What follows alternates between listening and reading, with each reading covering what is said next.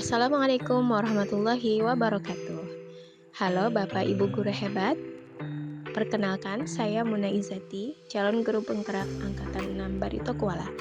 Pada kesempatan ini, izinkan saya sedikit berbagi mengenai pembelajaran berdiferensiasi. Bapak Ibu guru, pembelajaran berdiferensiasi adalah pembelajaran di mana semua murid didukung untuk sukses mencapai tujuan pembelajaran. Dalam prosesnya, segala keputusan dan kebijakan guru dalam pembelajaran berorientasi untuk memenuhi kebutuhan belajar murid yang beragam.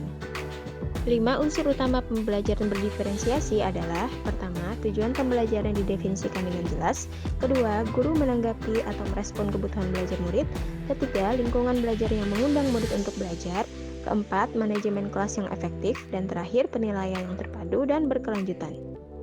Untuk merespon kebutuhan belajar murid, guru tentunya harus mengetahui aspek apa saja yang membentuk kebutuhan tersebut. Ketiga aspek tersebut adalah kesiapan belajar murid atau readiness, minat murid, dan juga profil belajar murid. Lalu bagaimana mengidentifikasi kebutuhan belajar murid? Pertama, kita bisa mengobservasi perilaku atau mengidentifikasi pengetahuan awal, review dan refleksi murid terhadap praktik pembelajaran, konsultasi dan dialog dengan guru murid sebelumnya, analisis rapor murid sebelumnya, dan berbagai asesmen formatif dan juga diagnostik. Pada umumnya, ada 3 strategi diferensiasi pembelajaran. Yang pertama adalah diferensiasi konten, yaitu membedakan pengorganisasian dan format penyampaian. Yang kedua adalah diferensiasi proses, yaitu membedakan proses pembelajaran yang dilakukan oleh murid. Dan yang ketiga adalah diferensiasi produk, yaitu mengembangkan dan memodifikasi output pembelajaran murid. Dalam hal penilaian atau asesmen, di dalam kelas kita dapat memandang penilaian dalam 3 perspektif.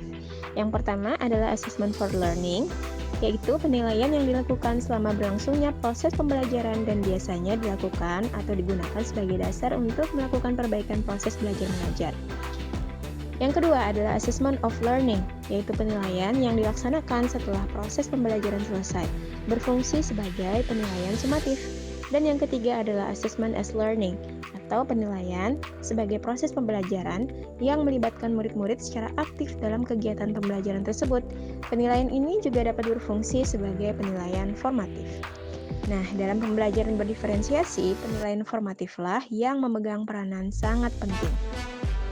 Demikian Bapak Ibu Guru, semoga informasi singkat ini bisa membantu Bapak Ibu Guru untuk lebih memahami apa itu pembelajaran berdiferensiasi. Terima kasih.